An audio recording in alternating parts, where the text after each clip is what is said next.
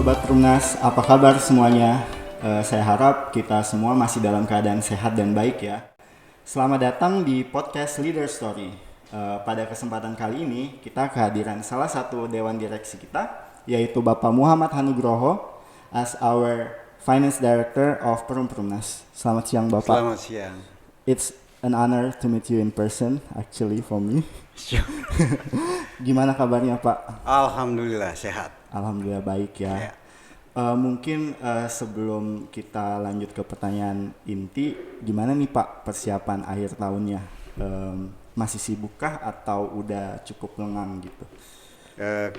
Kalau bicara Perumnas, artinya kita waktunya ya kita harus berpacu dalam waktu ya. Iya. Maksudnya dalam arti kita banyak pekerjaan yang harus kita kerjakan. Apalagi menjelang 2022 ini ada beberapa program inisiatif manajemen yang harus kita persiapkan dengan matang, karena ada beberapa yang memang harapannya kita eksekusi di tahun 2022 itu in place dan smooth gitu loh. Jadi persiapannya dari sekarang, kita tetap masih sibuk sekarang. Oke, kalau secara personal nih Pak, masih ada wishlist atau apa namanya resolusi yang belum di checklist, mungkin bisa di-share?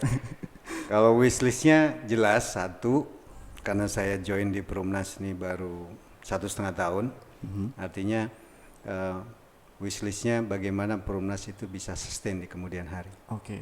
Itu aja program, maksudnya saya punya personal goals lah, ibaratnya seperti itu. Sustain in finance Everything. Oke, that's good.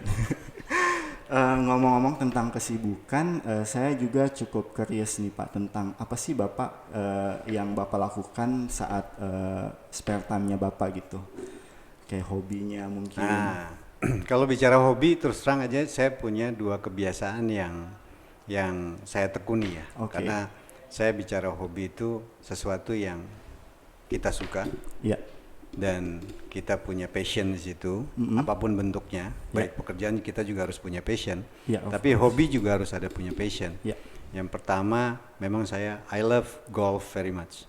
Jadi satu-satunya tempat yang bisa memberikan apa ya? Inner peace. Ya, seperti itu. Jadi saya sangat menekuni golf. Jadi terlepas dari apa namanya? Karena itu betul-betul mendeterminasi personal.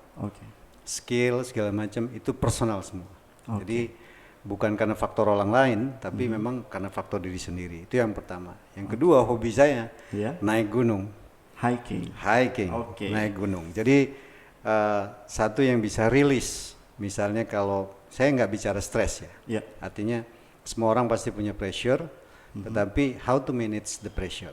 How to manage the pressure itu yang paling penting. penting. Ya, jadi paling nggak dengan saya bisa apa namanya menjalankan hobi naik gunung ini membuat saya lebih more aktif. Dan yang paling penting adalah saya melihat kebesaran Allah itu sejauh mana kita bisa lihat. Ya, setuju sih Pak. Kalau boleh tahu gunung terakhir yang Bapak kunjungi? Terakhir bulan Desember kemarin, awal Desember. Terakhir Gunung Merbabu. Merbabu itu berarti di Jawa Tengah. Jawa Tengah, Boyolali. Tapi lewat via Swanting. Jadi biasanya orang lewat via Selo, saya lewat via Swanting. Lebih more ekstrim, menanjaknya never ending. Tapi ya it's fun. Itu bareng keluarga kah atau Bapak biasanya lebih ke sendiri? Saya tuh pergi biasanya kalau naik gunung tuh berdua sama istri plus dengan teman-teman istri. Ya, jadi saya kenalan sama teman-teman istri, dia punya teman banyak. Jadi rame ya Pak? Jadi rame, kita biasanya kelompok itu bertujuh. Jadi 7 orang, masih muda-muda. Teman-teman ini laki-laki semua dan masih muda-muda seperti Dayat gini umurnya. Baik. Let's jump to the first main question ya Pak.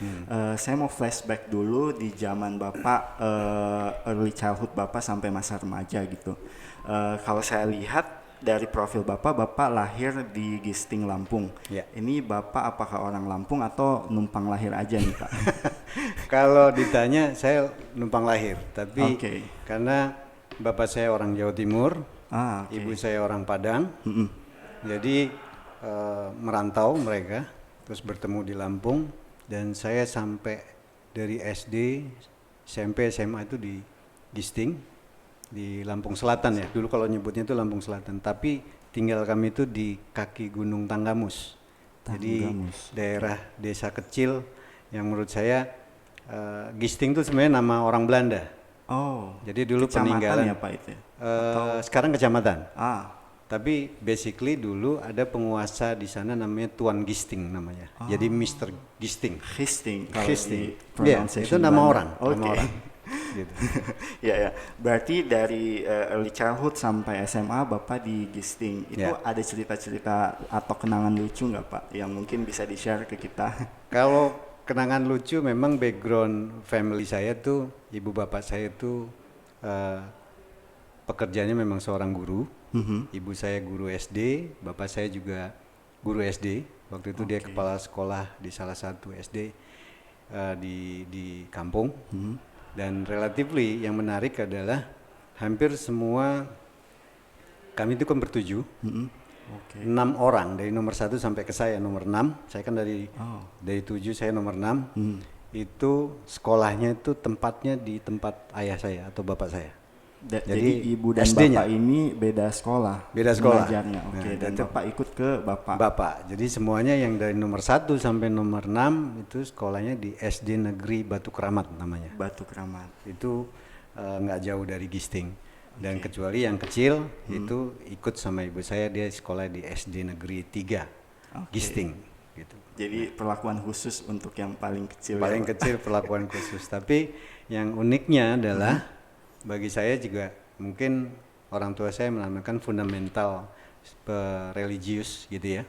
Jadi hampir semua dari nomor 1 sampai nomor 7 mereka boleh sekolah dimanapun, SMP atau apa setelah SMP. Ya. Tapi pada saat SMP harus masuk SMP Muhammadiyah terlebih dahulu. Oke. Selepasnya bebas mau sekolah di mana. Tapi fundamentalnya mereka tanamkan bahwa kami harus punya basic ataupun pemahaman agama yang cukup kuat. Jadi fundamental agamanya yang dibangun, yang saya dapatkan. Selain fundamental agama, Bapak dan Ibu Pak Oho kan dua-duanya guru ya. Bisa dibilang ada nggak sih moral value yang selalu ditekankan sama Bapak Ibu beliau, Bapak saat masih kecil dan masih diterapkan sama Bapak sampai saat ini? Nah ini menarik ya, kalau bicara orang tua tuh kadang-kadang saya suka sentimental ya. Karena ada moral value yang mereka berikan kepada kami sebagai anak-anaknya, yaitu komitmen atau konsistensi kedua orang tua saya untuk membantu anak-anak yang tidak sekolah. Itu yang menjadi menjadi pengingat saya bahwa ilmu itu is the most important in your life. Jadi bapak saya itu dulu waktu di kampung zaman dulu mungkin tahun 70-an atau tahun 80-an awal, itu kan banyak sekali anak-anak yang nggak sekolah. Itu bapak saya itu karena sekolah guru SD, dia keliling ke kampung-kampung, desa-desa terpencil, bahkan di tempat-tempat yang jauh yang kelihatan anak-anak kecil yang nggak sekolah, itu di-invite untuk masuk ke sekolah di SD negeri itu, untuk bahkan mungkin kalau zaman dulu memang kenyataan ini, untuk bayar uang sekolahnya itu dibebaskan, mau pakai apa, mau singkong, pisang, atau apapun yang apa namanya, yang mereka punya gitu. Iya, mereka punya. Yang mampu. Mungkin kelapa juga dibayarkan seperti itu. Dan itu realistik yang di mata saya yang terlihat, dan itu menjadi mungkin pengalaman buat hidup saya bahwa mencari ilmu itu wajib hukumnya.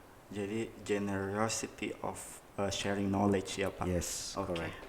Jadi selain fundamental agama yang kuat, tentunya dibarengi juga dengan rasa yang generous untuk share knowledge ke teman-teman kita yang mungkin belum punya kesempatan yang sama dengan kita semua. Kita jump ke sesi selanjutnya nih Pak. Saya baca profil Bapak, kalau nggak salah profil pendidikan Bapak ini, Bapak mulai dari program diploma, kemudian lanjut sarjana dan master degree, dan majornya itu cukup berbeda-beda ya Pak? Iya, mungkin bisa di-share sedikit nih Pak. Kalau latar belakangnya. Mungkin kalau latar belakang Saya juga dulu kalau ditanya, saya tuh ingin sekali itu masuk ke Fakultas Pertanian. Oke. Cita-cita saya dulu dari SMA itu pengen masuk ke Fakultas Pertanian. Tapi yang melatar belakangi kenapa saya masuk ke program diploma ilmu perpustakaan di Fakultas Sastra UI, itu sederhana sebenarnya. Sederhananya Pak, karena orang tua saya nggak punya uang. Oke.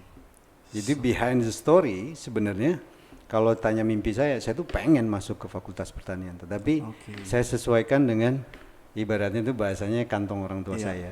Dan saya diterima di Fakultas Sastra, memang di program diploma, dan itu juga membuat saya habis ini apa, saya punya plan.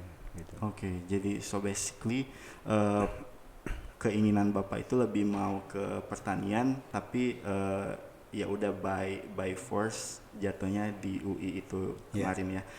Jadi dari Gisting itu Bapak langsung ke Jakarta, Depok. Oh iya, udah di Depok ya Pak? Udah di Depok. 91 itu udah di Depok. Oh, udah bukan di Salemba ya? Bukan. Oke, baik, good to know. Oke, nah setelah lulus nih, Bapak kalau saya baca profilnya, kemudian mendalami bidang banking and investment industry. Kalau nggak salah, pertanyaan saya, is it by choice, by force, or by accident? Mungkin bisa di-share ke kita. Nah, mungkin kalau di situ terlihat bahwa saya itu ada pengalaman yang ibaratnya tuh mungkin saya dulu sebelumnya kan hampir 7 tahun atau 8 tahun saya itu bekerja sebagai riset asisten. Awalnya seperti itu. Di DBS? DBS Securities. Oke. Itu as a librarian tapi bisa sebagai researcher. Oke. Ya kan? Jadi kan memang ada linkage di situ, librarian, researcher. Oke. Nah, saya tetap melakukan itu. Kalau zaman dulu kan mungkin kalau sekarang gampang lah, kita download informasi gampang. Kalau dulu kita fotokopi dari koran, kita fotokopi. Saya kerjakan itu. Jadi koran tuh misalnya ada berita apa, kita tandai, terus kita fotokopi, kita file. Jadi nanti kita tulis tanggalnya kapan segala macam. Nah ini kita bagi lagi. Misalnya informasinya kita bagi secara sesuai dengan sektornya lah. Misalnya ada sektor konstruksi, sektor mining, telekomunikasi. Jadi saya juga udah mengklasifikasikan itu sesuai dengan saya sebagai as a librarian. Ya kan? Tapi kalau dulu kan dengan dokumen yang kita peroleh itu lebih ke hard copy. Jadi cenderungannya ya kita harus filing itu. Jadi filing informasinya segala macam, peraturan pemerintah atau segala macam. Jadi saya awalnya sebagai librarian dan researcher. Dan itu cukup menarik karena kalau dibilang pekerjaan itu kalau zaman itu ya kelas 3 lah. Ibaratnya itu kan nggak ada bedanya saya dengan yang lain. Maksudnya yang fresh graduate, tapi saya juga mengerjakan sesuatu yang menurut kalau zaman sekarang mungkin dianggap simple, sederhana. Tetapi menurut saya matters karena dari sebagai memfile informasi seperti itu, saya mencoba mempelajari cara berpikir orang. Ini kenapa sih orang mencari informasi ini? Saya coba. Terus saya baca informasinya apa? Ada banyak informasi. Nah dari situ gitu ya. Menurut saya saya nggak bicara bahwa ilmu perpustakaan tidak ada manfaat bagi saya. Tetap ada manfaat, yaitu saya memudahkan saya cara berpikir sebenarnya. Jadi itu sesuatu yang pengalaman yang saya sangat-sangat banggakan ya. Meskipun kalau dilihat pekerjaannya tuh bukan sesuatu yang seperti Mas Dayat sekarang udah pakai jas gitu. Iya juga. Ya, tapi itu memberikan advance ke Bapak jadinya banyak baca kan, jadinya banyak informasi yang Bapak bisa serap dibandingkan teman-teman Bapak gitu kan. Dan bisa saya bilang juga berarti Bapak ini merangkak banget dari bawah juga ya sampai ke top management seperti ini. It's really jadi from inspiring, guys. From zero lah. From zero, Nah, menariknya ini walaupun Bapak mulai dari bawah, tapi selama 20 tahun perjalanan karir di banking and industry, investment industry ini Bapak cukup cemerlang, bisa dibilang ya sangat cemerlang. Bahkan saking cemerlangnya Bapak menjabat setelah di banking and investment pindah ke amanah baru yaitu di PTPN dan saat ini di Director of Finance di Perumnas. Ya. Kalau saya lihat ini kan shifting industrinya cukup beda ya. Ya. Ini mungkin ada hubungannya dengan core value akhlak di mana kita itu harus adaptif. Ya. Ada ini nggak Pak kayak kiat-kiat gitu gimana cara Bapak menghandle situasi yang seperti ini? Yang menarik adalah behind story waktu saya bekerja sebagai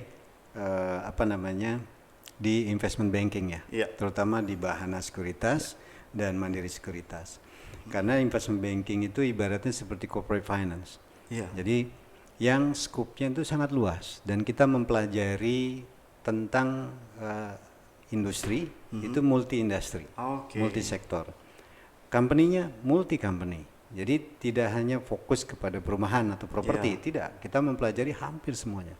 Mau banking, insurance, mining, plantation, bahkan ya mungkin kalau bicara kredensial, saya cukup banyak pengalaman, banyak sekali menjadi advisor ya sebagai konsultan keuangan, terutama hampir ya rata-rata di private juga banyak, di BUMN juga banyak. Jadi sebenarnya yang menjadi indikator ataupun support saya yang membuat saya itu dengan pengalaman experience saya menangani beberapa perusahaan sebagai advisor, itu memberikan cara pandang saya, cara berpikir saya menjadi lebih luas lagi. That's why runutannya tadi rajin baca aja gitu. Benar. Rajin baca. Kadang-kadang kalau tadi Mas Dayat bilang bahwa dari plantation, terus tiba-tiba saya ke properti, ini kan kalau dibilang kan itu dua hal yang berbeda. Tetapi kalau saya sering mencoba mengejawantahkan ya, maksudnya kalau plantation saya manage itu tanaman, kalau di perumahan saya manage people, rumah dan properti, gitu ya, propertinya gitu. Nah ini saya coba sambungkan aja. Sebenarnya kalau ditarik benang merahnya, managerial functionnya segala macam itu most likely hampir sama. Cuman produknya, asetnya yang membedakan. Berbeda gitu. Tetapi kalau bicara executionnya tetap bicara kita ngomongin efisiensi, ya kita semua juga membicarakan efisiensi. Kita harus punya financial plan, kita juga harus punya financial plan. Kita harus punya inisiatif strategis untuk sustainability dari suatu perusahaan, sama kita bicarakan. Cuman memang produknya membeda, industrinya berbeda, dan sejauh mana kita bisa beradaptasi pada industri itu dengan cepat. Jadi sebenarnya kalau saya ngelihat, kalau ya waktu itu memang saya di PTPN di 2 tempat ya, PTPN 10 sebagai CFO, terus di PTPN 7 sebagai CEO, terus saya juga di sini sebagai CFO. Artinya dari sisi level of managerial seperti saya seperti ini, artinya kita harus akselerasi belajar lebih cepat dari yang lain. Jadi harus dikuatkan lagi dari segi kompetensinya. Betul. Itu dan balik lagi ke core akhlak, salah satunya adalah kompeten itu ya Pak. Jadi adaptif dan kompeten ini harus saling berkesinambungan. Betul. Agar dari contoh Pak Oho, Bapak bisa cemerlang di berbagai multiple industry di Indonesia ya. Waduh, ngeri nih kalau ngomong cemerlang. Nah, bisa dibilang in several industry Bapak itu sampai di titik yang managerial top management gitu ya. Ada nggak sih Pak nilai-nilai yang secara konsisten Bapak terapkan sehingga Bapak tuh bisa berada di posisi saat ini? Saya tuh sebenarnya ada yang selalu saya pegang ya. Prinsip yang selalu saya pegang. Mungkin kalau di Kementerian BUMN kan akhlak. Tapi saya selalu memegang ada 4 prinsip saya itu. Dalam setiap saya bekerja itu CITW.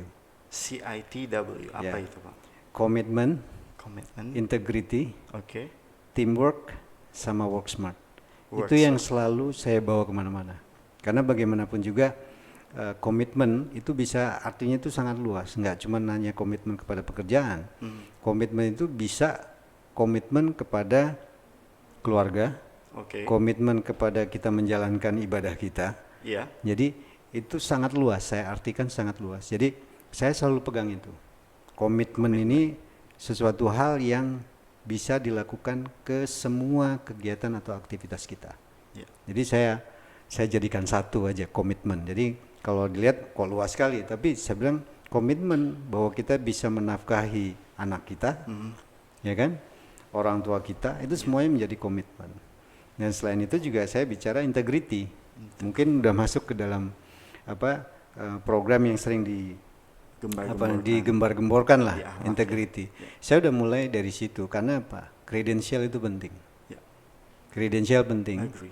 Jadi kredensial itu akan menjadi lebih bagus apabila kita memiliki integrity yang bagus. Artinya tidak ada vested itu ada negatif dan positif. Nah, kalau vested positif itu adalah vested saya dengan join saya di Perumnas, gimana Perumnas bisa sustain. Itu vested positif. Semua orang harus punya punya niatan ataupun keinginan. Itu wajib hukumnya. Jadi integrity ini ke semua lini. Jadi saya ambil luas. Nah, di sini ada teamwork. Kenapa? Saya nggak bisa bekerja sendiri. Artinya that's why kita tuh harus membangun satu tim untuk mencapai pada tujuan yang kita targetkan atau kita rencanakan. Ya seperti ini, kita mau bicara sustainability-nya Perumnas. Saya nggak bisa sendirian. Saya harus bekerja dengan koleg saya ataupun dengan tim saya. Artinya kita teamwork-nya masih solid. Nah, ini satu lagi nih, work smart. Work smart, bukan work hard doang. Bukan ya, work Pak. hard. Work hard itu udah kita paham, tapi work smart. Work smart itu kadang-kadang saya sering ke tim saya dulu ya, semenjak dari ya udah lama. Karena ini saya pegang terus ya ITW ini. Work smart itu seperti gini, saya ambil contoh sederhananya. Misalnya Mas Dayat dapat tugas dari saya, tolong kerjakan coba restructuring keuangan. Bingung nanya browsing sendiri, cari sendiri, caranya bentuknya seperti ini.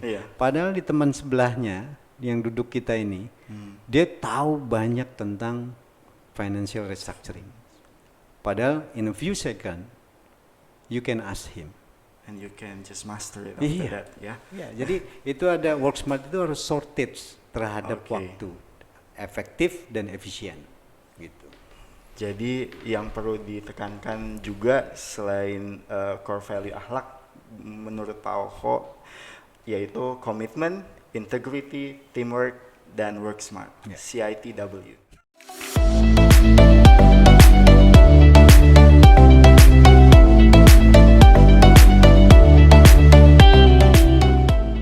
Nah, dari perjalanan karir Bapak ke belakang ini, ada yang bisa Bapak share nggak lesson learn gitu kepada kita anak-anak muda sehingga mungkin kita bisa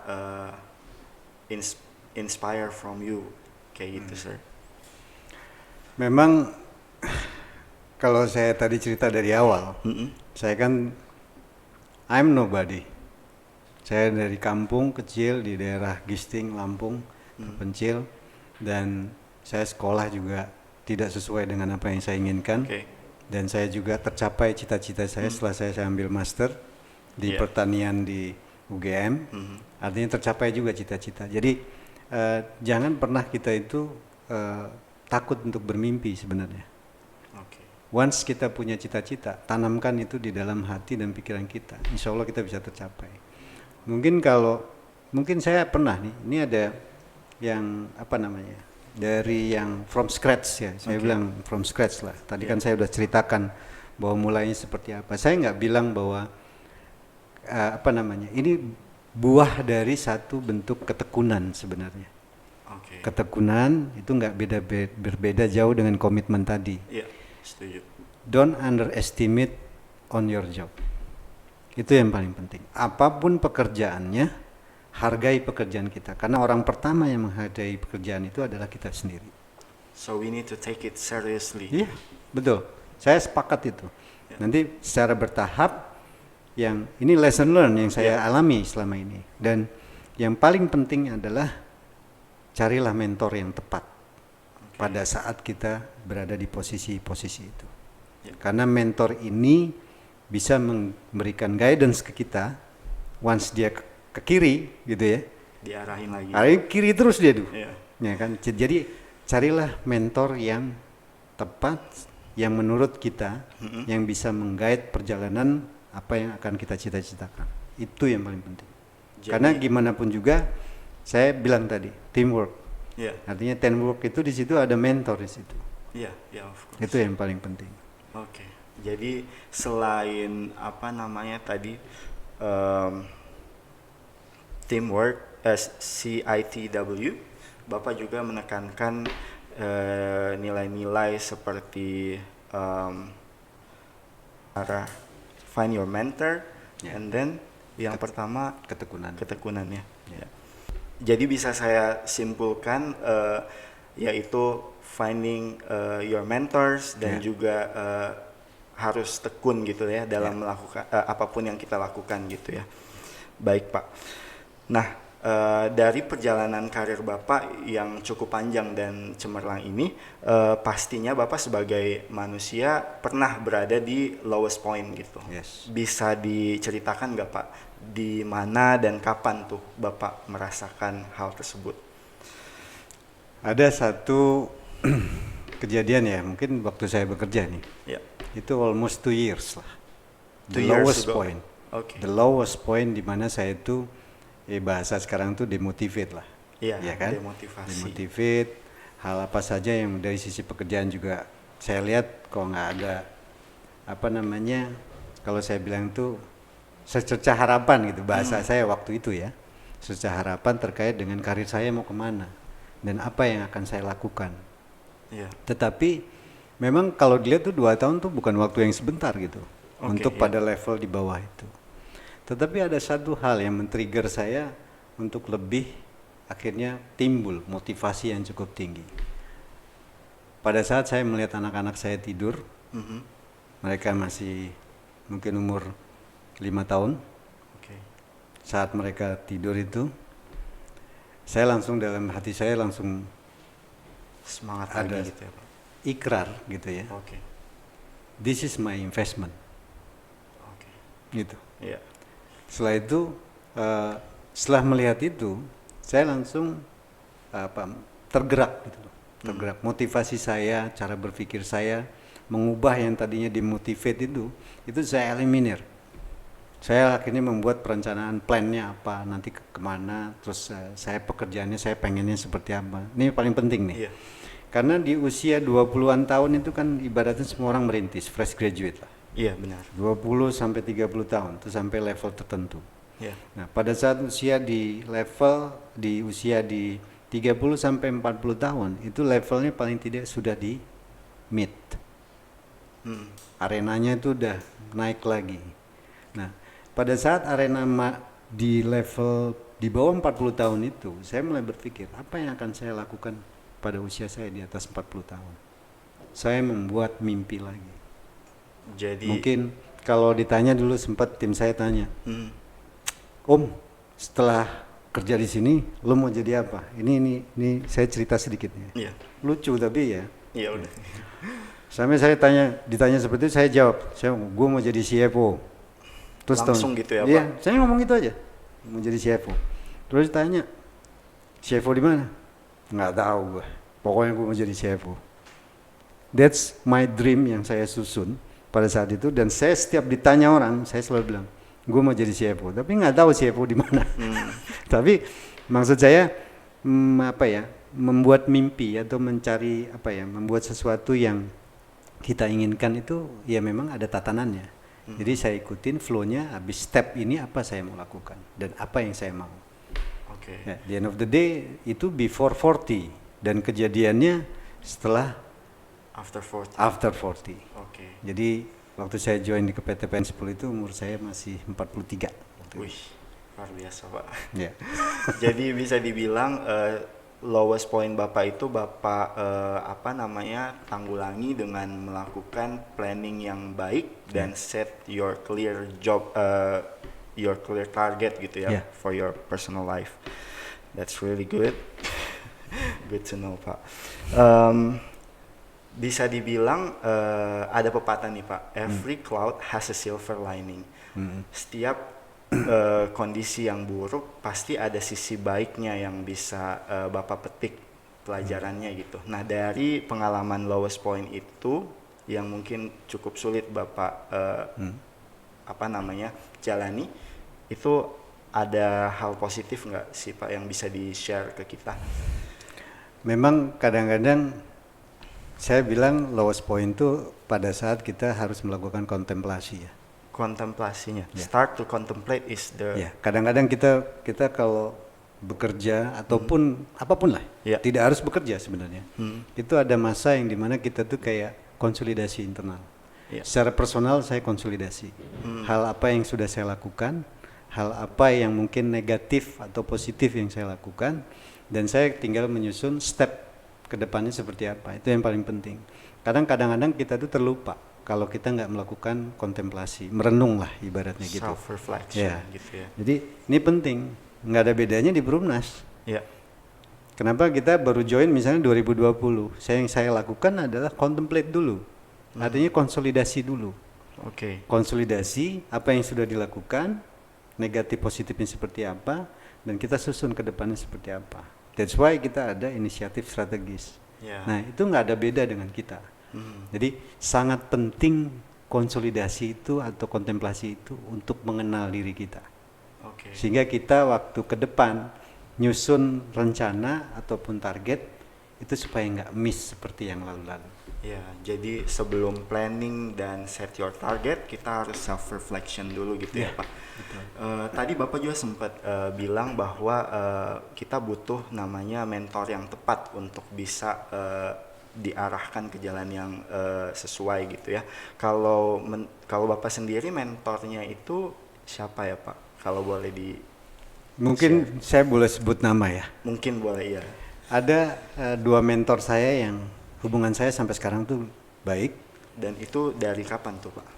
Waktu saya join di DBS Securities itu namanya Pak Adriansah Caniago. Sekarang dia posisinya di wakil direktur utama di Vale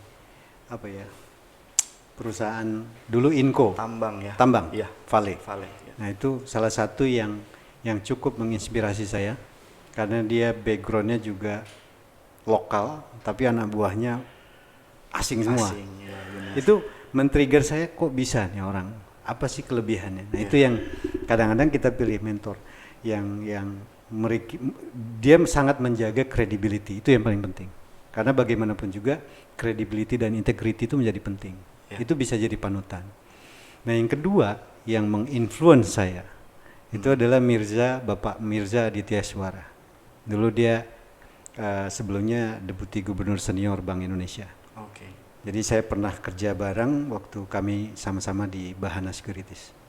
Itu sangat menginfluence saya. Dan saya bilang dua orang inilah yang the best mentor yang pernah saya yang pernah berkolaborasi bersama dan banyak hal yang saya serap dari mereka.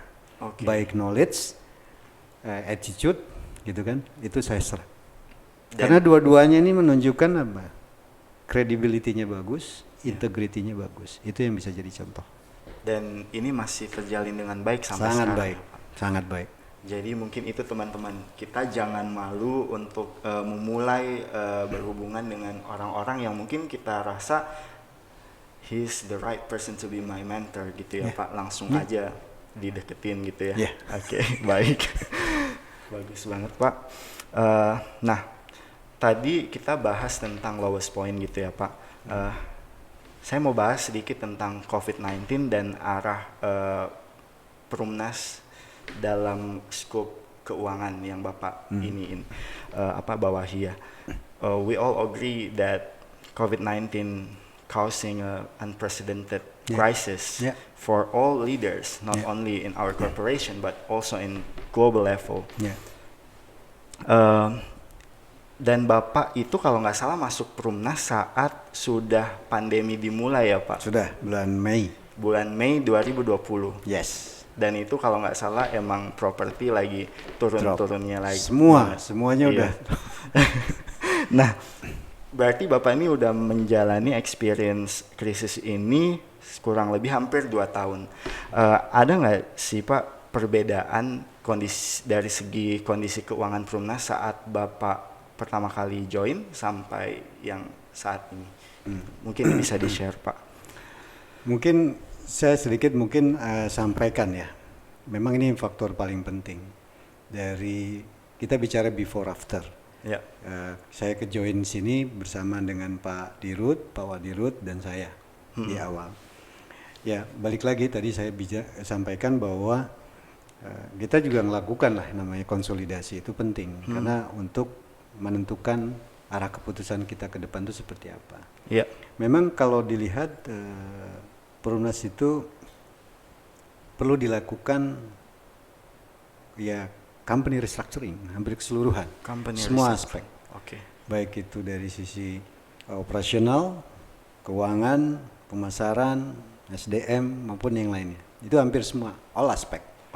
Ya. Artinya dari beberapa hasil review kita itu yang kita harus lakukan, ya kita bagi. Di marketing harus lakukan apa, operasional lakukan apa, SDM, keuangan lakukan apa.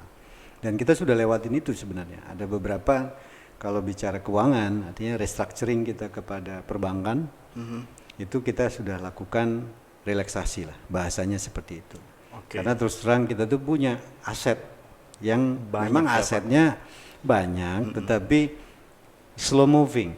Artinya percepatan untuk penjualannya itu yang lambat. Itulah isunya kan. Nah, makanya saya bilang bahwa kita bicara di sini, saya bicara cycle bisnis. Jadi ada namanya business cycle pada setiap aktivitas itu saling keterkaitan. Baik itu operasional, produksi misalnya gitu, terhadap marketing, keuangan maupun SDM. Ini satu rangkaian yang nggak bisa dipisah. Jadi kenapa misalnya saya bicara restructuring, ini juga melibatkan dari program produksi seperti apa, program marketing seperti apa, SDM seperti apa. Itu harus disesuaikan dengan program restructuring. Ya karena kita bicara company restructuring. Artinya all aspect should be include ke dalam restructuring program. Nah, itu yang menurut saya kalau mungkin teman-teman lah harus tahu lah bahwa kalau bicara restructuring ini periode di mana kita suffer. Tetapi tadi saya bilang kalau Mas Dayat tadi pakai pepatah, ya kan? Kalau saya innamal yusri yusro, innamal yusri yusro. Jadi dari segala kesulitan kita itu banyak jalannya. Cuman sejauh mana kita tekun dan ikhtiar untuk cari jalan keluar itu. Dan the end of the day, until now, we are survive kan? Ya kan? Jadi dari situ kita tanamkan bahwa kita tuh harus punya confident level bahwa setiap masalah itu bisa diselesaikan. Memang kalau ditanya, rintangannya banyak nggak? Banyak rintangannya. Tetapi rintangan itu bukan sesuatu yang harus dihindari. Jangan. Kalau namanya rintangan harus dihadapi dan kita pede aja. Jalanin aja dulu. Jalanin aja. Soal itu akan terbentur di sini. Mungkin secara seperti ini kita bisa keluar dari masalah. Terbentur lagi, cari cara yang lain. Jadi saya bilang nggak 1-2 kita jalan keluar tuh. Banyak sekali jalan keluarnya untuk bisa menyelesaikan masalah ini. Jadi saya pikir bahwa Perumnas, saya melihat prospek bisnis Perumnas itu sangat besar. Saya meyakini itu. Saya baru join 1,5 tahun nih. Saya melihat prospek bisnisnya besar. Ya kan, sekarang tinggal bagaimana how to manage your internal activity-nya, ya kan? Project plan-nya seperti apa? Kita susun ulang lah. Kita reformat, kita refresh. Dan harapannya kita jadi lebih more efisien lagi nanti, lebih efektif lagi kita setiap menjalankan project-project kita. Gitu. Jadi ngomongin tentang perspektif Perumnas dalam cycle industrial estate itu ada namanya pada saat kita di fase krisis atau recession pasti kalau misalnya kita survive kita akan masuk ke fase growth lagi gitu. Nah, kira-kira mungkin bisa dielaborate nggak sih Pak lebih dalam prospek Perumnas after this crisis itu gimana Pak? Nah ini ada satu yang mungkin harus disyukuri semua, terutama teman-teman di seluruh Perumnas. Effort management bahwa kita tuh melihat bahwa kalau saya sederhananya dari sisi finansial saya ngelihat Oke. debt equity ratio kita udah above 15 kali, 15 time. Maksudnya sebelumnya itu relatively ini kan mesti dibedakan nih antara laporan keuangan sebelumnya dengan laporan keuangan restatement. Jadi saya nggak mau bicara yang restatementnya ya, tapi ini adalah restatementnya adalah realistic number, yang real bahwa buku kita seperti ini. Nah, how to solve the problemnya kita coba initiate. Pertama, bahwa dengan debt equity ratio ini cukup tinggi, sedangkan Perumnas sekarang udah nggak bankable. Caranya seperti apa? Kita perlu tambahan modal dari pemegang saham. Nah, jalan itu kita tempuh. Ya kan? Jalan itu kita tempuh, kita inisiasi. Cukup lama juga kita ngelewatin itu, hampir setahun lebih. Sehingga akhirnya disepakati atau disetujui bahwa Perumnas memperoleh tambahan modal store. Itu kan harus disyukuri. Maksud saya, itu satu hal yang satu jalan yang sudah kita tempuh yang arahnya tetap kepada sustainability. Jadi manajemen sebenarnya udah mengambil beberapa alternatif strategis. Itu memang jalannya itu banyak yang kita tempuh. Jadi nggak cuma 1-2. Akhirnya kita tadi saya bilang kita bersyukur kita ada supporting dari pemerintah.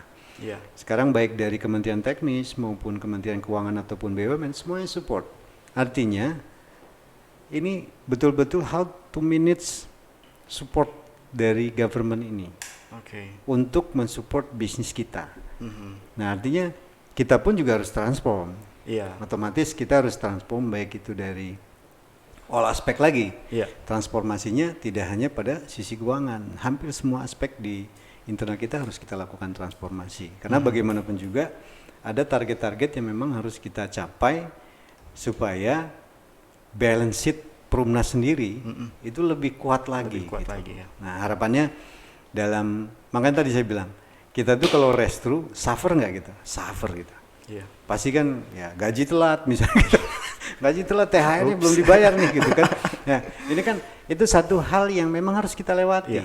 Tapi saya memahami ekspektasi dari teman-teman semua. Saya sangat memahami, manajemen tuh paham ekspektasi dari teman-teman semua, khususnya karyawan Perumnas. Jadi jangan khawatir gitu loh. Kita tuh harus spiritnya tuh berpikir bahwa semua masalah insya Allah ada jalan keluarnya. Itu aja. And basically you hear the voices gitu teman-teman. Ngomong-ngomong tentang program restructuring dan segala macam, apa nih Pak yang Bapak mau emphasize di 2022 untuk program Bapak di Direktorat Keuangan? Jadi gini, kalau di Direktorat Keuangan sendiri kan memang kita ini udah over leverage ya, utang kita udah terlalu tinggi. Selain over leverage, kita juga liabilitiesnya kan cukup fantastis angkanya. Kan saya udah hitung nih, ibaratnya udah hitung berapa sih sebenarnya Perumnas itu boleh berhutang. Ya kan? Itu ada maksimum. Ya kan? Kalau bicara debt equity ratio itu kan ada yang kalau tergantung industrinya kan? Iya benar. Misalnya properti bisa berapa kali? 3 kali maksimal lah. 3 kali dari equity-nya. Nah, masalahnya equity kita kan kedodoran nih. Banget. Per sekarang aja udah sisa tinggal 300 miliar. Nah, jadi dibayangkan kita tuh harusnya kalau bicara maksimum 3 kali kan cuma 900. Kita boleh berhutang. Tetapi kan kita sudah over dari itu. Nah, program ke depan 2022 dan seterusnya nantinya yaitu gimana caranya kita bisa mengurangi pokok hutang kita. Hutang debtnya itu ya. Nah, itu salah satunya. Yang kedua, kita kalaupun belum bisa kemampuan untuk mengurangi pokoknya, bagaimana kita mencari alternatif financing yang bisa mereplace existing hutang kita yang cost of fund-nya terlalu tinggi. Jadi kita cari instrumen lain yang cost of fund-nya lebih rendah dibandingkan yang kita punya saat sekarang.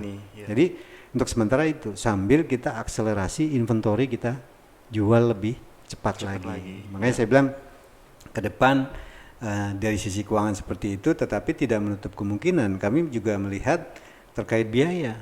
Tadi saya bilang kan bahwa biaya kita tuh ada 3 nih yang dominan, yaitu biaya produksi, SDM sama beban bunga. Ini 3 items yang bagaimanapun juga itu managed by Perumnas, ya kan? Nah, dari sisi produksi itu kita harus melakukan cost reduction. Dari sisi produksi, cost reductionnya apa? Coba kita lihat cost produksi kita. Saya sih sederhananya kalau bicara properti, itu kan kalau kita kan cuma tanah, kita punya site plan, kita mau bangun di sini segala macam, just menjual unit rumah, konstruksikan di pihak yang ketiga. Nah, saya ngelihatnya dari pihak ketiga, mereka pasti akan charge kita per square meter berapa sih? Nah, itu kan kuncinya. Nah, saya melihat bahwa di Perumnas itu cost per square meter ini masih terlalu tinggi. Dibandingkan dengan ada yang market nih. Nah, gimana caranya cost reduction dari sisi produksi itu kita mulai turunin. Dalam arti ini sudah mempertimbangkan dengan kenaikan harga building materialnya, besi, semen, segala pasir. Gitu itu kan pasti inflation akan naik. Tapi ada beberapa aktivitas yang dirasa gimana kita mengefisiensikan itu, bisa menekan cost itu. Ya kan, kalau tadinya misalnya kita let's say 2 juta, kita cari yang 1,8 tapi spesifikasi produk ataupun kit kualitasnya kita jangan dikurangi. Nah, ini sebenarnya banyak peluangnya. Nah, ini tinggal sejauh mana keseriusan kita untuk menekan cost reduction. Jadi saya bilang ya Pak, 3 hal. Cost reduction dari sisi produksi, SDM maupun keuangan. Nah, jadi harapannya kalau saya lihat kita doa bersama nih ya. Amin. Harapannya PMN nanti bisa dicairkan di tahun depan. Harapannya di bulan Juli misalnya gitu ya. Paling tidak nafas kita untuk menyelesaikan inventory kita itu bisa segera kita bisa selesaikan. Meskipun itu harus butuh waktu. Karena kalau di dalam project plan kita itu baru selesai inventory yang kemarin-kemarin ini itu dalam 3 tahun. Jadi inilah periode, tapi paling tidak kita nggak bingung lagi nyari dana untuk menyelesaikan inventory kita. Karena kita tadi saya udah garis bawahi bahwa Perumnas itu sudah tidak bankable. Artinya dengan corporate loan itu udah nggak bisa. Gitu. Jadi harapannya peluangnya masih banyak. Peluangnya masih banyak. Tadi saya nyinggung mengenai prospek industrinya juga masih besar. Karena saya melihat bahwa captive market kita itu terutama untuk subsidi itu kan baru bicara yang formal. Yang non formal kita kan belum bisa grabbing the market ya. Itu yang mungkin kita harus bring something new model kepada calon customer kita itu dengan konsep yang berbeda. Tidak seperti yang konvensional tetap bisa dijalankan, tapi harus ada model baru yang menurut saya kita perlu emphasize lah supaya masyarakat yang non formal ini bisa kita grab the marketnya gitu ya. Betul. Jadi inovasinya itu yang harus kita kuatkan lagi. Dan tahun depan pun kita masih ada harapan yang besar terkait pendanaan juga ya Pak. Jadi let's be positive guys. Oke, mungkin sebagai penutup, Bapak sebagai Director of Finance, what kind of legacy do you want to leave to us? Ini menarik nih. Kalau bicara legacy, tadi saya inginnya juga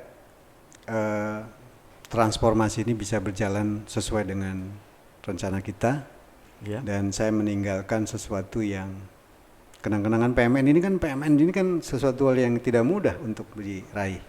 Ya, manajemen di sini. How to convince stakeholder. Itu tidak mudah. Artinya manajemen memiliki komitmen yang cukup tinggi dan spiritnya juga meninggalkan sesuatu yang baik buat Perumnas, dan arah kedepannya juga bagaimana Perumnas secara financially dan secara organisasi itu bisa efektif dan efisien. Selain itu juga sustainability. Dan memang yang kami perlukan itu sekarang tuh inovasi terkait dengan to grab non formal sektor ini dengan konsep yang berbeda. Dan itu yang harus kita. Jadi ibaratnya gimana caranya Perumnas itu bisa jadi one stop service dari customer calon pembeli itu. Memang kalau dia dibilang dari non formal, ini kan yang sulit mereka bisa akses. Nah, itu harus kita kasih satu instrumen ataupun model structure yang berbeda dibandingkan yang konvensional yang saat ini kita jalani. Betul. Gitu ya Pak. Betul. Oke, mungkin sebelum ditutup ada pesan-pesan terakhir gitu Pak buat kita semua, mungkin yang anak muda dan karyawan semua. Never stop dreaming. Never stop dreaming. Oke. Itu aja. Oke. Mungkin sangat inspirasional sekali bisa ngomong sama Bapak selaku Director of Finance Perumnas. Terima kasih banyak Pak atas waktunya. It's such an honor to talk to you directly. Oke. So sebelum kita tutup, mungkin kata-kata dari saya juga mungkin yaitu kesuksesan itu harus diusahakan. You cannot just dream, but you have to work for it. Thank you. Another Tuesday.